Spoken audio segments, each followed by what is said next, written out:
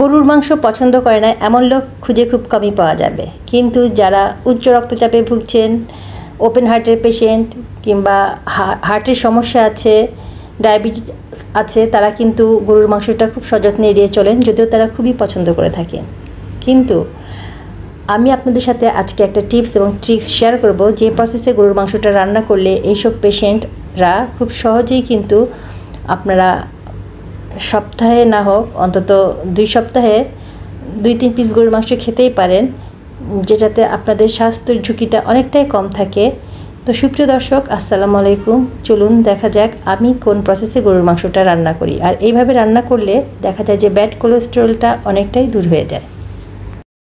প্রথমেই চুলায় গরম পানি দিয়ে নিয়েছি, আর গরম পানিটা বয়লিং উঠে গেলে আমি এখানটাতে গরুর মাংসটা ধুয়ে ক্লিন করে রেখেছিলাম সেটা দিয়ে দেব। তারপর এটা বয়লিংয়ের জন্য 5 মিনিটের মতো ওয়েট করব। ফার্স্ট বয়লিং আসার পরে 5 মিনিট ওয়েট করে এটাকে পানি ঝরিয়ে ফেলবো। দেখুন বয়লিং আসার সাথে সাথেই উপরে কত ময়লা ভেসে উঠেছে। এইগুলো হচ্ছে ব্যাড কোলেস্টেরল, তারপর হচ্ছে ব্লাড, সাথে আছে ইউরিক অ্যাসিড, সোডিয়াম, তারপরে ট্রান্সফ্যাট, এইসব মানে যেগুলো বাজে উপাদানগুলো গরুর মাংসে থাকে সেগুলো হচ্ছে বের হয়ে যায়। তো আমি সেটাই আর কি করে নিলাম যাতে কিছুটা স্বাস্থ্য ঝুঁকি কম হয়।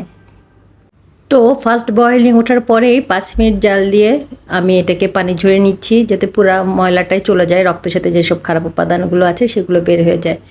তারপর এটাকে আমি আবার পাতিলে ঢেলে নিলাম, নিয়ে এখন আমি এটাকে রান্না করব।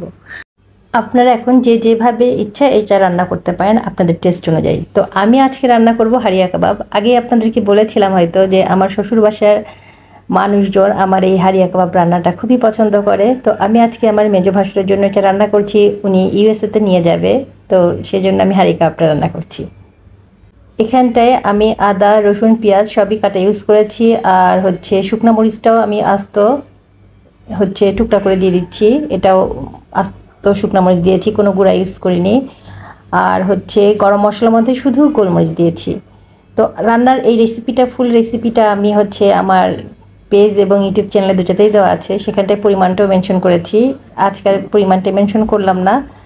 তো হচ্ছে এইসব উপকরণ দিয়ে এখন মাংসটা ভালো করে কষিয়ে নেব।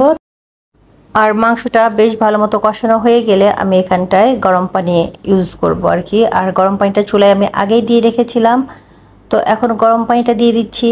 আর মাংস কিংবা যে কোনো জিনিস একটু গরম পানিটা ইউজ করলে মাংস কিংবা মাছ যেটাই রান্না করেন না কেন টেস্টটা কিন্তু বেশ ভালো হয় এবং সেদ্ধটাও তাড়াতাড়ি হয়ে যায়, রান্নাটাও দ্রুত হয়। তো যাই হোক, মাংসতে পানিটা দিয়ে দিয়েছি। এখন মাংসটা যতক্ষণ পর্যন্ত সেদ্ধ করলে নরম হবে ঠিক ততক্ষণ পর্যন্তই সিদ্ধ করতে হবে। তারপরে এর সাথে আরও কিছু ইনগ্রিডিয়েন্টস অ্যাড করব, যেরকম হচ্ছে পেঁয়াজের বেরেস্তা, হালকা একটু চিনি দেব, গোলমরিচের গুঁড়া, এসব কিছু দিয়ে মাংসটা রান্না করে নামিয়ে ফেলবো। তো সুপ্রিয় দর্শক, এটাই ছিল আমার হচ্ছে হাইজেনিক ওয়েতে গরুর মাংস রান্না করার সিস্টেম কিংবা টেকনিক, যেটাই বলেন না কেন। তো আপনারা যারা গরুর মাংস খেতে ভয় পান তারা কিন্তু এই সিস্টেমে রান্না করতে পারেন এবং খেতেও পারেন, ইনশাল্লাহ কোনো সমস্যা হবে না। যাই হোক, বাসায় কিন্তু আপনারা ট্রাই করে দেখতে পারেন। তো সুপ্রিয় দর্শক, আমার ভিডিওটি যদি ভালো লেগে থাকে অবশ্যই পেজ ফলো করে পাশে থাকবেন, আর যারা ইউটিউব চ্যানেল দেখছেন তারা কষ্ট করে চ্যানেলটি সাবস্ক্রাইব করে দেবেন পরবর্তী ভিডিও দেখার জন্য। আল্লাহ হাফেজ।